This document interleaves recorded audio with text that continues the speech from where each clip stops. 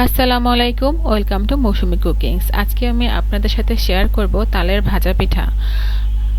এটা অনেক বেশি মজা, আর তালের রস বের করার রেসিপি আমার চ্যানেলে দেওয়া আছে, আপনারা দেখে আসতে পারেন।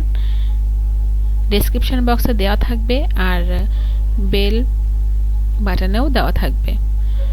প্রথমে আমি তালের যে রসটা বের করেছিলাম সেখান থেকে 1 কাপ রস এখানে নিয়ে নিচ্ছি। এখানে 1 কাপ চিনি দিয়ে নিয়েছি। মেজারমেন্ট কাপের 1 কাপে মেপে নিয়েছি সব কিছুই আমি। এরপর 1 কাপ দিয়ে দিয়েছি নারকেল কোড়ানো, এটা ফ্রোজেন নারকেল।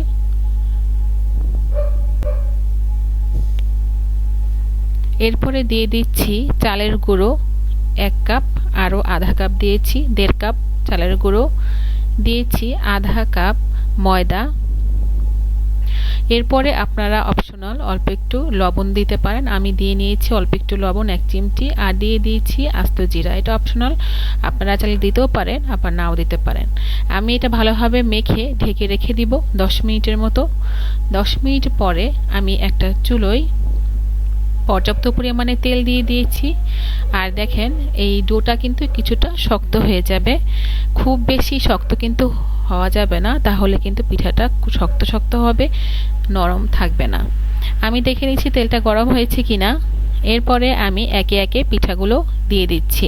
চুলার আঁচটা কিন্তু মিডিয়াম থাকতে হবে, এখানে খুব বেশি বাড়ানো যাবে না। আস্তে আস্তে বড়াগুলো আমি ভেজে নিচ্ছি।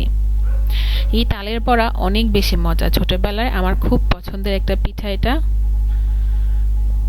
খুব ভালোভাবে উল্টে দিচ্ছি। ব্রাউন কালার হলে আমরা এটা নামিয়ে রাখবো। আর যখন সেকেন্ড ব্যাচটা ভাজতে যাবেন অবশ্যই চুলাটা বন্ধ করে তারপরে চুলার তেলের তাপটা কমিয়ে নেবেন, নয়তো পরের পিঠাগুলো পুড়ে যাবে। এমন অবস্থায় আমি উঠিয়ে নিচ্ছি। দেখেন আমি চুলার তাপটা বন্ধ করে দিয়েছিলাম ফ্লেমটা। এরপরে আমি বরের পিঠাগুলো দিয়ে দিয়েছি, এরপরে আমি চুলাটা জ্বালিয়ে দিয়েছি, নয়তো কিন্তু এই পিঠাগুলো পুড়ে যাওয়ার সম্ভাবনা থাকে।